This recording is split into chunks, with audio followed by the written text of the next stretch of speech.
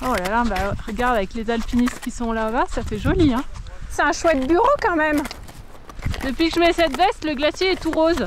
Moi, c'est Mylène Bonnefoy de Mongeau. Je suis glaciologue, ingénieure cartographe à l'Institut des géosciences de l'environnement d'INRAE.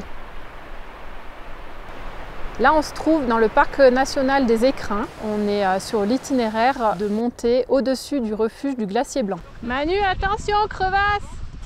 Ah bah là, il y a carrément une piscine. Mon métier a plusieurs facettes, dont l'observation et en fait la surveillance des glaciers. Le Glacier Blanc fait partie d'un réseau international de glaciers sur lesquels on fait le même genre de mesures selon un protocole normalisé.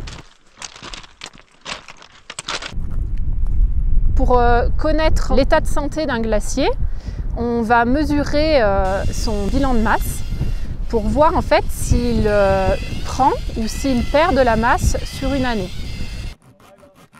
Pour faire ces mesures, on va monter plusieurs fois dans l'année, où là on vient implanter des balises dans le manteau neigeux qui a été constitué pendant l'hiver. Et c'est des balises qu'on va aller relever ensuite lors de la saison de fonte pour voir l'épaisseur de neige qui a fondu durant l'été.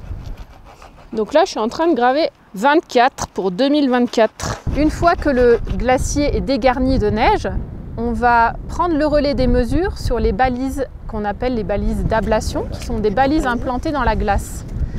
Donc elles sont plantées jusqu'à 10 mètres de profondeur dans le glacier. Et le glacier en fondant va perdre cette épaisseur de glace. Les balises de glace vont donc émerger et ça nous permet de calculer l'épaisseur qu'ils font au fur et à mesure de la saison de fonte. La section bleue ressort de 27 cm. Toutes les données sont ensuite envoyées dans une base de données internationale.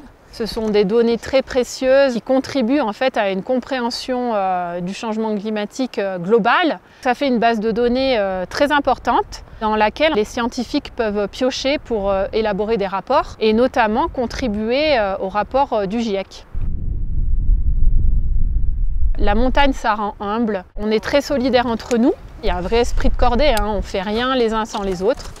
On est tous là pour partager et pour avancer ensemble. Non mais là c'est du cinéma extrême là. On regarde toujours la montagne d'une manière différente que simplement contemplatif et ça nous suit partout. C'est omniprésent mais c'est passionnant. C'est saisonnier, c'est pas tous les matins.